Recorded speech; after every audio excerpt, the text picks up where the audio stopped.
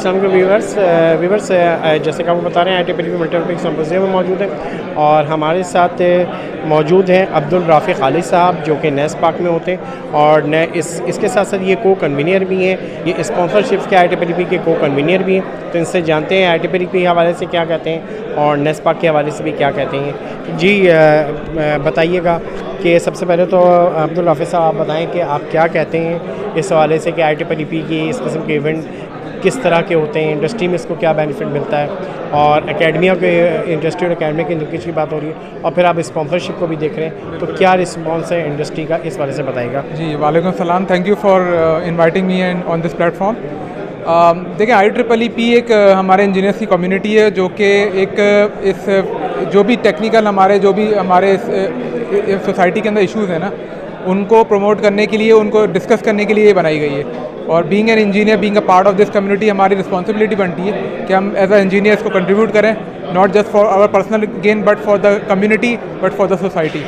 ये इस दफ़ा का जो इवेंट है, एज अ को कन्वीनर भी मैं अल्हम्दुलिल्लाह इसकी रिस्पॉन्सिबिलिटीज़ को देख रहा हूँ, तो बहुत अच्छा रिस्पॉन्स रहा है। जितने भी स्पॉन्सर्स को मैंने रीच आउट किया, they have been very interested in participating this event and hopefully in the future we will be trying to grow this event in the next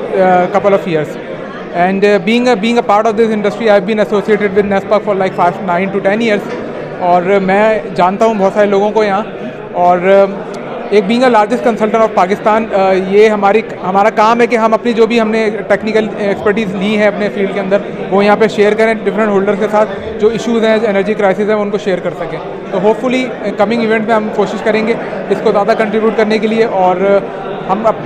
मैं कॉल आउट करूँगा जितने भी हमारे इस कम्युनिटी के लोग हैं कि वो आगे अपने आप को पार्टिसिपेट करें और इस कम्युनिटी के लिए आप वॉलंटियर करें, इसको कंट्रीब्यूट करें ताकि ये ग्रो कर सके, क्योंकि हम ही लोग हैं जो इन्होंने इस पाकिस्तान में एक कम्युनिटी, एक पढ़ी लिखा, एक पूरा सोसाइटी है जिसको ग्रो करना है।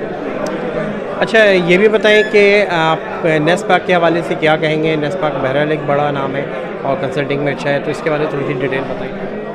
जी, नेस्पाक ज़ाहिर है कि आपको पता है कि गवर्नमेंट की एक वाहिद कंसल्टेंसी है which is being owned by the government of Pakistan. और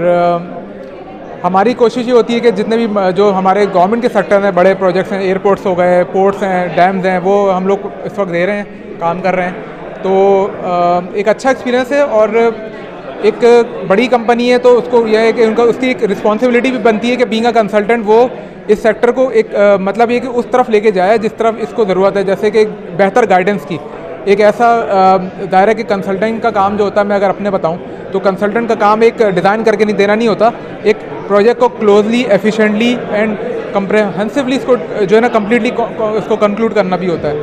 तो जाहिर सी बात है कि अगर एक रिस्पॉन्सिबिलिटी आप अपनी समझे, तो अगर आप एज रिस्पॉन्सिबल होकर काम करें तो उसके लिए आपको जो एक बेहतर इन टर्म्स ऑफ इकोनॉमिकल और रीजनेबल सोल्यूशन दिया जा सकता है, वो टेक्निकल एस्पेक्ट्स को देखते हुए करें, कंसिडरिंग द फैक्ट कि हम एक